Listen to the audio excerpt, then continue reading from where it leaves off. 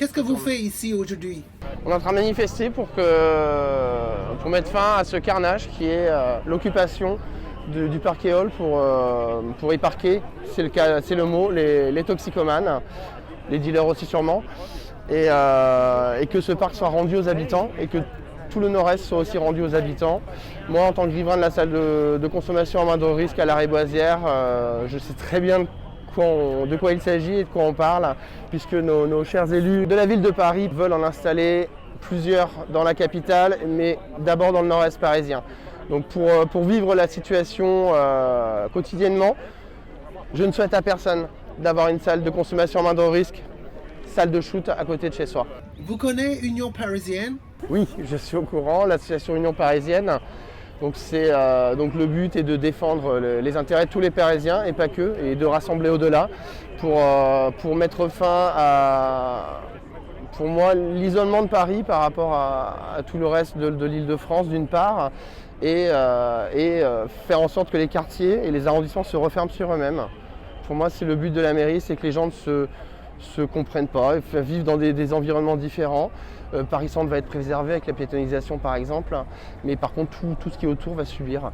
Et pour moi, les élus devraient penser Paris ensemble et pas Paris divisé.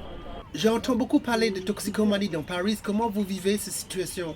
Le problème de la toxicomanie, il est sur tout le nord-est parisien, il n'est pas que sur Stalingrad, sur Éole, sur renseignement à la Chapelle, enfin la colline du Crac à la Chapelle. Et je pense qu'il y a le triangle des Bermudes que je l'appelle, la Riboisière, Stalingrad et anciennement, maintenant Éole, anciennement Porte de la Chapelle, Porte d'Aubervilliers. Je pense que tout est fait par les autorités et par les élus pour faire en sorte que le problème reste ici, sédentariser les toxicomanes, et pour pas que ça vienne priver les Parisiens du centre un peu plus chanceux et des quartiers un peu plus préservés d'avoir une bonne image de Paris. Malheureusement, la bonne image de Paris en prend un coup, et on est là pour le montrer aussi. On est pour ne pas être oubliés.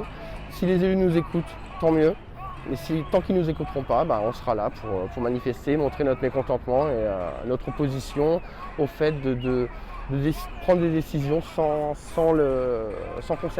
concertation avec les riverains. De quoi vous entretenu avec le député Obono? On parlait justement du rapport qui avait été fait sur les bilans des salles de consommation à moindre risque. Donc effectivement, apparemment à Strasbourg, elle est plutôt positive, mais c'est une salle qui a été installée loin des habitations. Concernant celle de la Riboisière, je lui ai bien fait comprendre que le bilan peut être positif à l'intérieur de la salle, on n'est pas contre le projet en lui-même. Par contre, la manière dont il nous a été imposé, oui, on est contre. Il n'y a pas de sécurité autour, les maraudes, il y en a quelques-unes. Il devrait y avoir une équipe de police dédiée ou une équipe de la future DPSP parisienne dédiée à notre quartier pour sécuriser justement les alentours de cette salle. Là, on pourrait dialoguer. Pour l'instant, ce n'est pas le cas. Ça fait bientôt 5 ans que ce n'est pas le cas.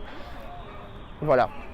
C'est juste dommage d'en arriver là et dommage d'en arriver à manifester pour se faire entendre et pour se faire comprendre. J'espère qu'un jour, nos chers élus et nos chers politiques, pas seulement la ville, l'État aussi, nous entendront.